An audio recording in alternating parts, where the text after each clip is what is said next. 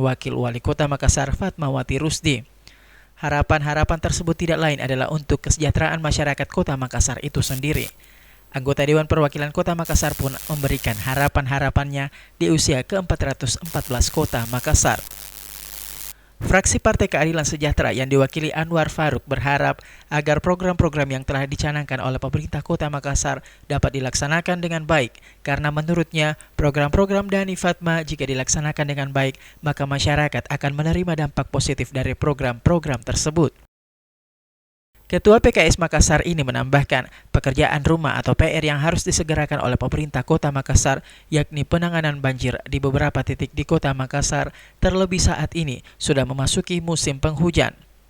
Selain titik banjir, beberapa ruas jalan di Kota Makassar juga perlu mendapatkan perhatian dari pemerintah kota dikarenakan kondisi jalan yang buruk. Ya, pertama saya mengucapkan dulu selamat ulang tahun yang ke-414 untuk Kota Makassar.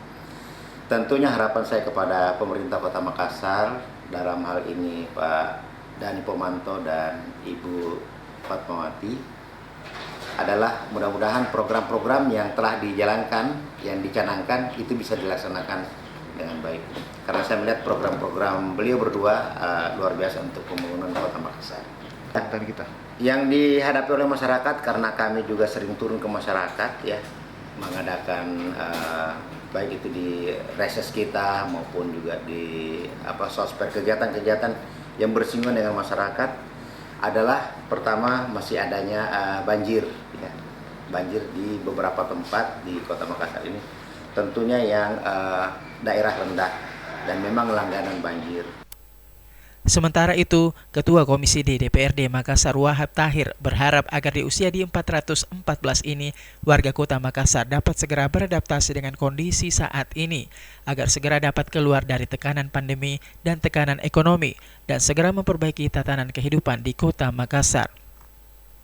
Politisi Golkar ini menambahkan, pelayanan publik, terutama masalah pengurusan dokumen, harus dipercepat prosesnya, karena beberapa aduan yang beliau terima dalam pengurusan dokumen kadang terjadi penundaan yang tentunya merugikan masyarakat.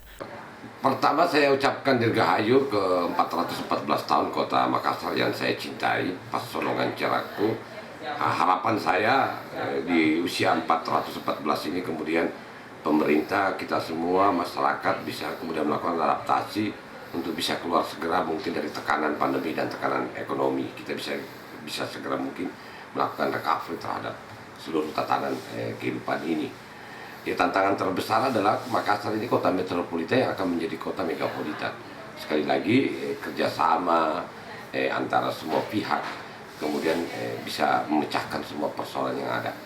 Ya, PR yang terbesar adalah peningkatan kualitas layanan. Tidak boleh lagi ada kesan pemerintahan ini menunda-nunda sebuah pekerjaan yang seharusnya misalkan sebuah dokumen negara bisa diselesaikan dalam hitungan menit, jangan menjadi jam atau menjadi hari.